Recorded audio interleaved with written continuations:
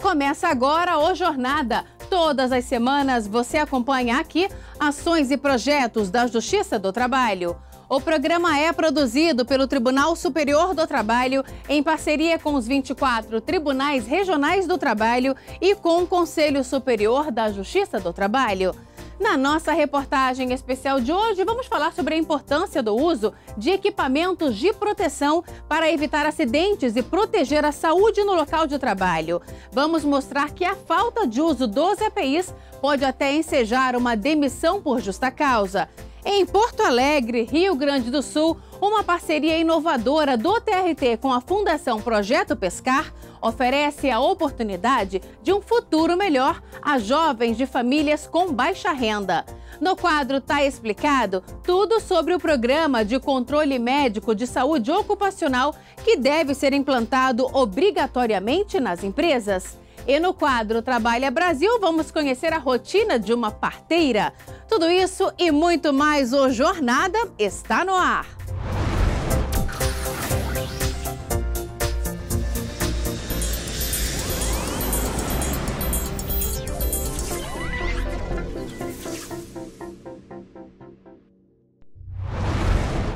Quando não for possível tomar medidas que permitam eliminar os riscos do ambiente de trabalho, como proteção contra acidentes ou doenças profissionais, o empregado deve utilizar os chamados equipamentos de proteção individual e coletiva.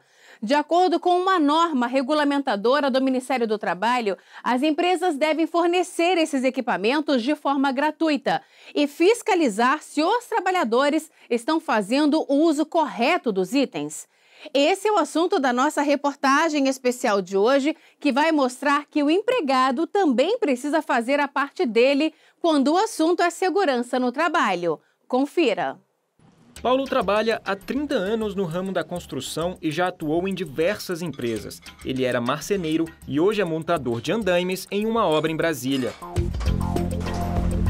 Ele lembra que no começo da carreira, em outras empresas, não havia tanta preocupação com a segurança. Não tinha uniforme, não tinha cinto, a gente trabalhava com a própria roupa da gente. A gente, se quisesse, tinha que ter uma preocupação com a segurança. E hoje em dia é diferente, as empresas que se preocupam com a gente. Agora ele entende a importância de se trabalhar de maneira mais responsável e, por isso, usa todos os equipamentos de proteção necessários. Luvas, botas, macacão, cinto de segurança, capacete e óculos. Sem esses itens, ele não teria como realizar as atividades. Como ia evitar um acidente se não fosse os EPC, os EPI, né? Segundo a norma regulamentadora 6 NR6 do Ministério do Trabalho, considera-se equipamento de proteção individual todo dispositivo ou produto de uso individual utilizado pelo trabalhador, destinado à proteção de riscos suscetíveis de ameaçar a segurança e a saúde no trabalho. Ainda de acordo com a NR6, o uso dos EPIs é obrigatório e as empresas também são obrigadas a distribuir de forma gratuita aos empregados os equipamentos de proteção e garantir que os trabalhadores usem os EPIs de forma correta. Ele entra para o canteiro e, a partir daí, além da técnica de segurança, toda a equipe administrativa, não só os engenheiros, como também o mestre, os encarregados e os próprios colegas os colaboradores da produção dele, a gente instrui para cuidar um da segurança do outro. A técnica de segurança da obra onde Paulo trabalha explica que alguns operários resistem à importância do uso de equipamentos, mas a conscientização tem sido uma saída para garantir a segurança de todos. A gente explica para eles que não só a empresa é responsável no caso de um acidente, né, de trabalho, como eles também são responsáveis. Até porque a empresa, ela faz o papel dela, né? No caso, nossa empresa, a gente faz o nosso papel, entrega os EPIs gratuito, né? Como manda a norma. E a gente explica para eles a responsabilidade deles, que é utilizar o equipamento, né? Porque se a gente entrega e eles não utilizam, é a mesma coisa de nada. Mas a segurança no local de trabalho vai além dos EPIs. Além dos equipamentos de proteção individual, também existem os equipamentos de proteção coletiva, os EPCs, como, por exemplo, esse guarda-corpo, que é essa estrutura aqui produzida e instalada pela própria empresa em lugares altos, onde há o risco de queda dos empregados. Durante o planejamento de uma obra, por exemplo, um levantamento de riscos é feito por um engenheiro e os EPCs são instalados, como faixas e placas com sinalização, além de várias orientações aos trabalhadores. Já os equipamentos de proteção individual, como capacetes, luvas e botas, dentre outros, são entregues aos profissionais assim que eles são contratados para o serviço. Mas é preciso fiscalizar o uso, não apenas realizar a entrega do material. Esse auditor fiscal do trabalho explica que não usar a proteção adequada pode gerar punições para empregadores e profissionais. Muitas vezes o trabalhador está segurando o capacete com a mão, em um ambiente que deveria estar se utilizando, está na mão, ou um protetor auricular, ele está em volta do pescoço. Então, é muito comum essa situação. E é importante mencionar que o empregado, segundo a norma regulamentadora 1, constitui um ato faltoso, que pode ser uma advertência até uma demissão por justa causa, a recusa injustificada do equipamento. Esses equipamentos passam por um controle de qualidade e são testados. Só depois recebem um certificado de aprovação do Ministério do Trabalho, que tem validade de 5 anos. Depois desse tempo, novos testes devem ser feitos. O auditor fiscal do trabalho esclarece que quando as medidas coletivas são suficientes, os EPIs não são necessários. Muitas vezes, sendo obedecida aquela hierarquia, as medidas de proteção coletiva elas vão ser suficientes, vão ser necessárias para eliminar o risco. E aí o trabalhador não vai ser preciso a empresa fornecer um equipamento de proteção para o trabalhador. Em virtude dessa hierarquia. Durante os anos de experiência como auditor fiscal, Joelson nos conta que um dos grandes problemas é falta de treinamento e diálogo entre empresa e trabalhadores. Muitas vezes o trabalhador é contratado e é entregue para ele um equipamento.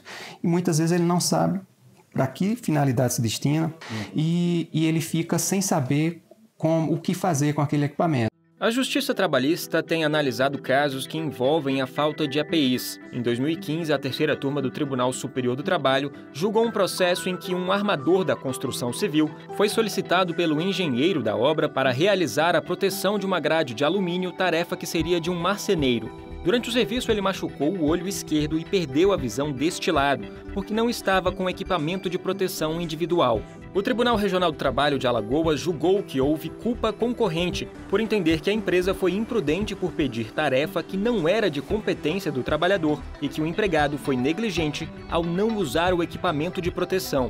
Na terceira turma do TST, o relator ministro Alberto Bresciani negou o recurso da empresa e manteve a culpa concorrente. A decisão foi unânime.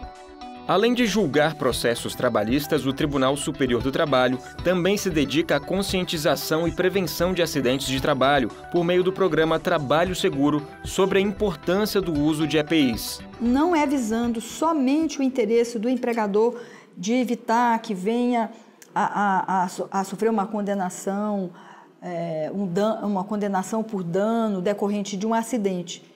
Mas a conscientização da prevenção eu coloco como o fator mais importante. E nós trabalhamos muito isso na Comissão de Trabalho Seguro do TST com todos os tribunais regionais, com os nossos parceiros interinstitucionais também. E nós trabalhamos muito nessa ótica da importância da prevenção. A ministra explica ainda que a consequência de um mau uso dos equipamentos é prejudicial para os dois lados. Porque o acidente, o acidente do trabalho, ele é muito prejudicial para o empregado, né, que sofre as consequências do acidente, e também para a empresa, que pode arcar com ônus financeiros, né, de tratamento de saúde e mesmo de indenizações quando ocorre o acidente. Vamos agora fazer um giro pelo Brasil para acompanhar algumas decisões da Justiça do Trabalho. O Burger King foi condenado a pagar uma indenização por danos morais no valor de R$10 mil pelo fornecimento diário de alimentação prejudicial à saúde do trabalhador. A decisão é do TRT de São Paulo. Para o tribunal, a imposição patronal aos empregados de ingerir de forma prolongada esse tipo de refeição despreza valores supremos da Constituição Federal, em especial a dignidade da pessoa do trabalhador. A cervejaria Petrópolis foi condenada a pagar R$10 mil de indenização por danos morais a um empregado. Ficou comprovado no processo que o gerente tratava o vendedor com tom desrespeitoso e ameaçador. Ele denunciou que o gerente costumava xingar as pessoas da equipe de burras, preguiçosas, nordestinas cabeças chatas e dizia que não queriam trabalhar. Um ex-gerente do Bradesco vai receber R$50 mil de indenização por dano moral e material por realizar transporte de valores do banco em veículo particular. A decisão é do TRT do Ceará. Para o tribunal, a atividade, além de não fazer parte das atribuições de gerente, também o expunha a inaceitável risco de assalto com perigo de morte. Cabe recurso da decisão. No próximo bloco, em Porto Alegre, Rio Grande do Sul, uma parceria inovadora do TRT com a Fundação Projeto Pescar oferece a oportunidade de um futuro melhor a jovens de famílias com baixa renda. E ainda hoje, no quadro Tá Explicado, o assunto é o Programa de Controle Médico de Saúde Ocupacional que deve ser implantado nas empresas de forma obrigatória. Nós voltamos em instantes.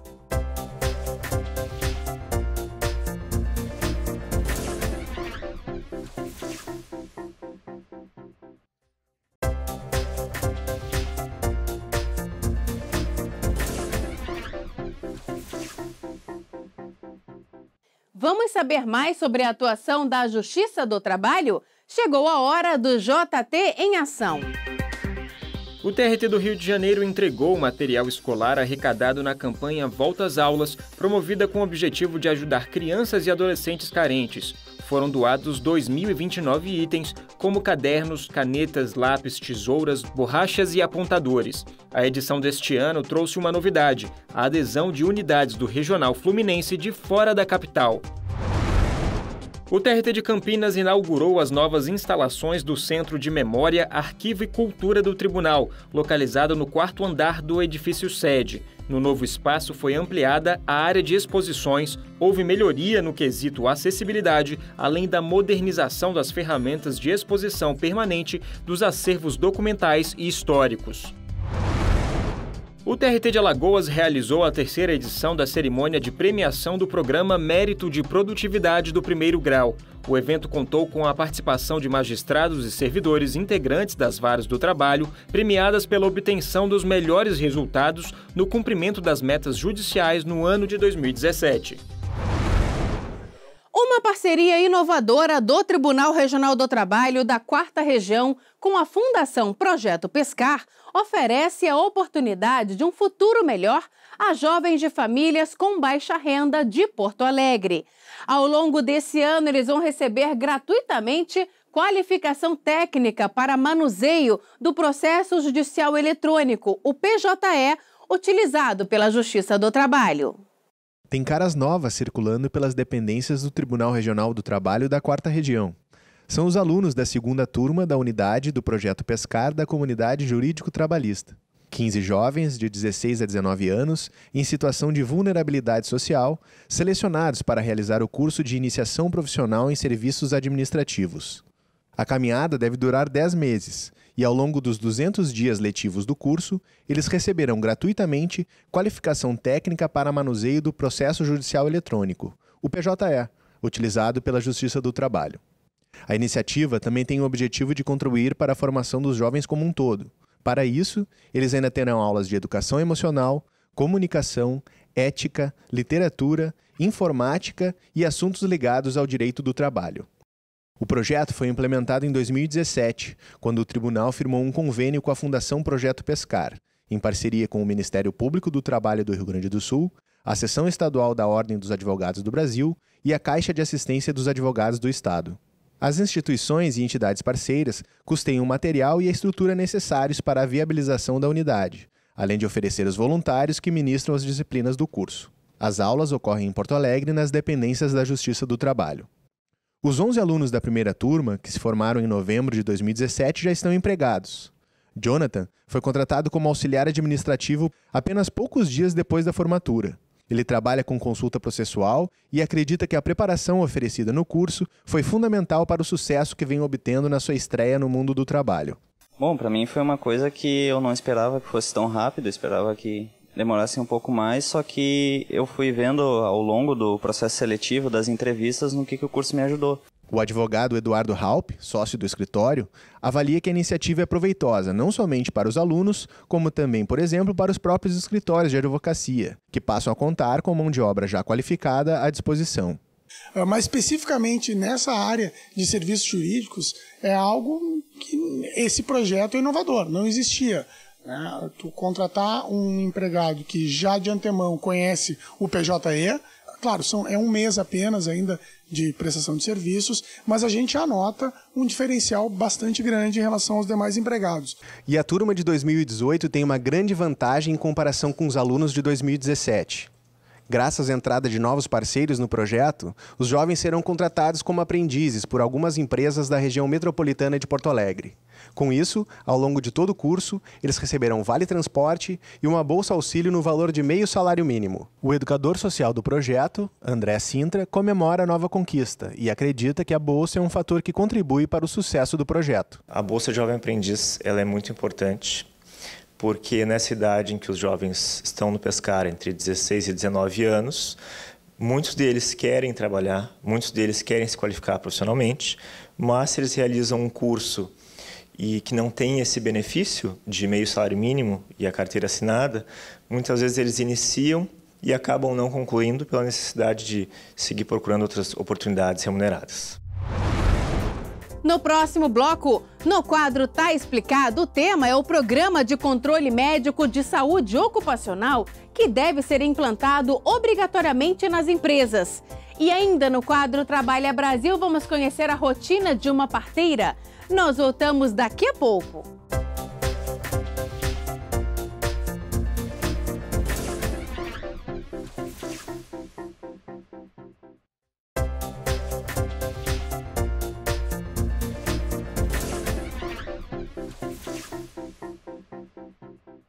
Exame admissional, demissional, periódico, todos eles já são velhos conhecidos de empregados com carteira assinada. Mas você sabia que eles são obrigatórios?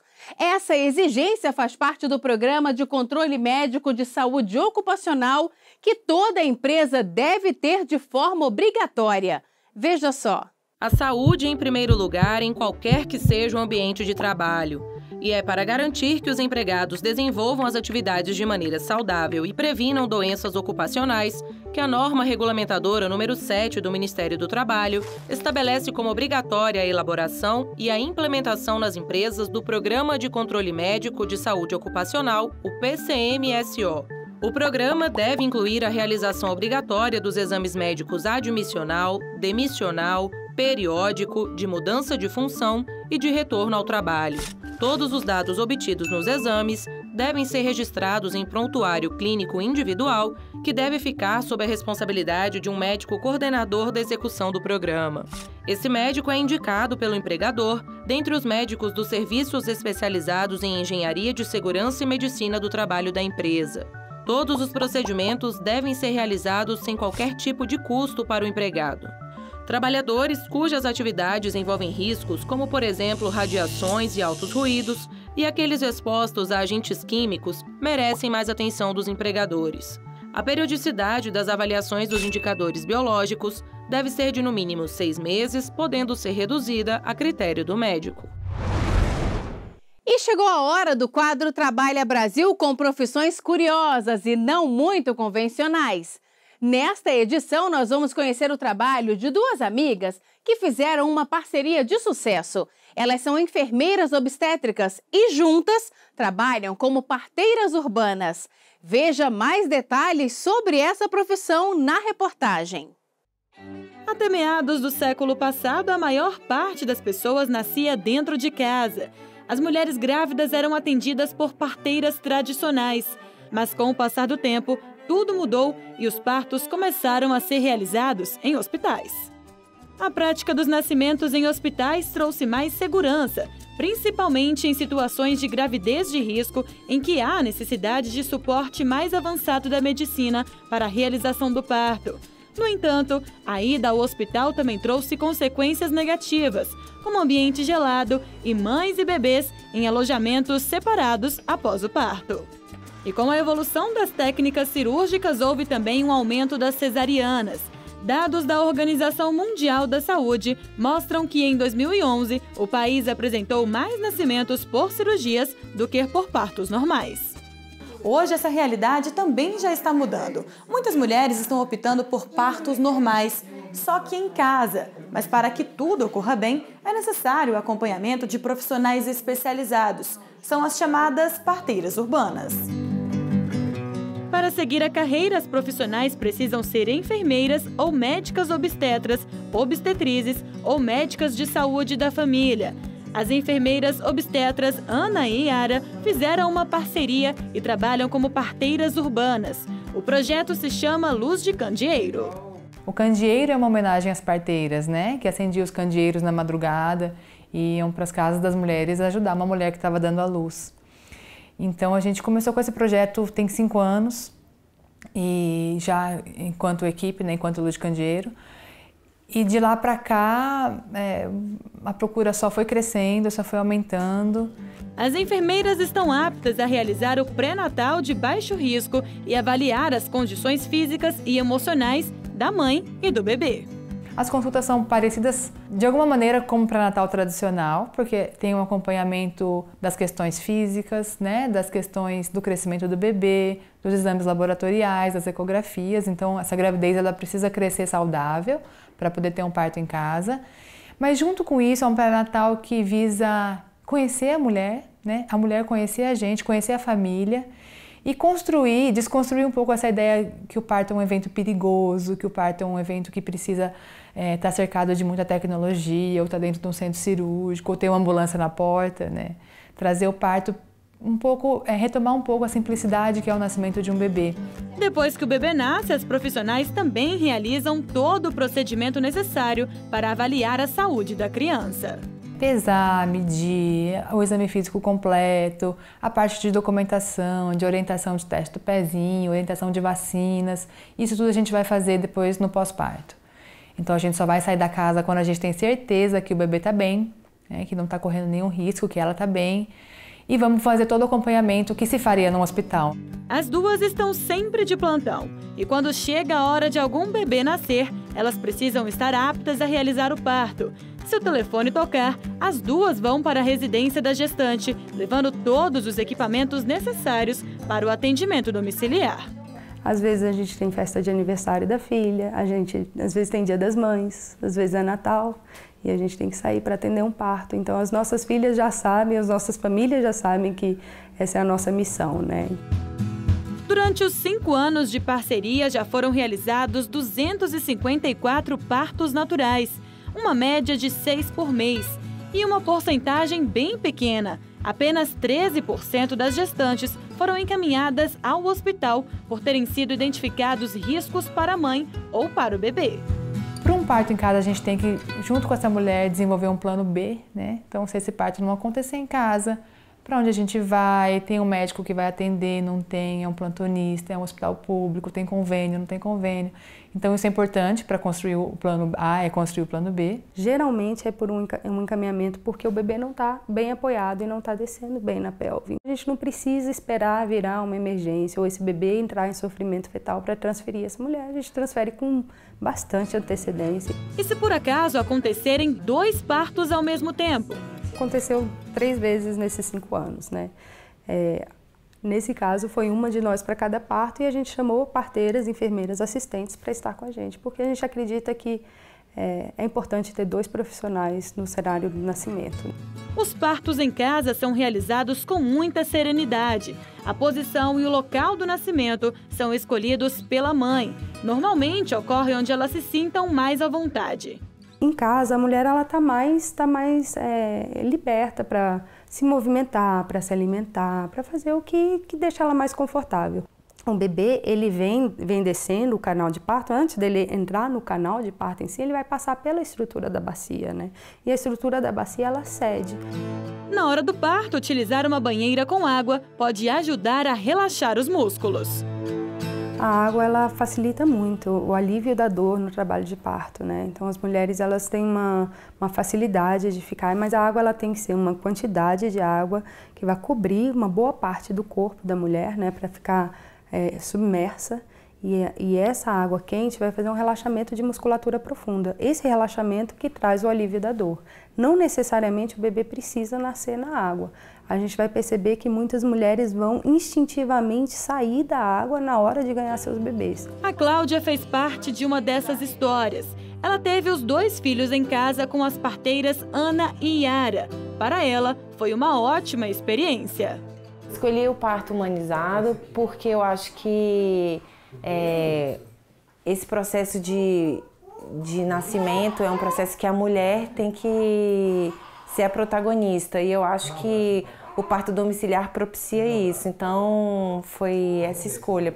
Primeiro por conta disso e por conta do bebê também, que eu acho que em casa você consegue desenvolver um contato mais humano, mais humanizado com o bebê na hora que ele nasce do que no hospital ou em qualquer outro lugar. O bebê nasce e fica com a mãe o tempo que a mãe quiser, até depois vir fazer os outros procedimentos. Para as 2 amigas e parceiras de trabalho, a profissão foi quem as escolheu. Eu vou te falar que eu não sei separar o que é a nascente e o que é a parteira, né? Eu entrei na enfermagem meio sem saber muito se era aquilo que eu queria, mas assim que eu passei pela maternidade, assim que eu atendi o primeiro parto, eu falei, não, eu acho que tem profissões que a gente escolhe, tem profissões que escolhem a gente.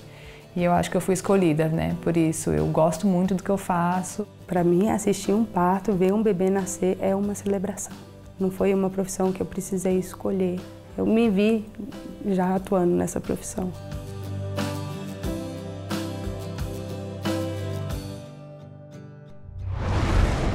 Por hoje é só. O Jornada fica por aqui. Muito obrigada pela companhia e até o próximo encontro. Tchau!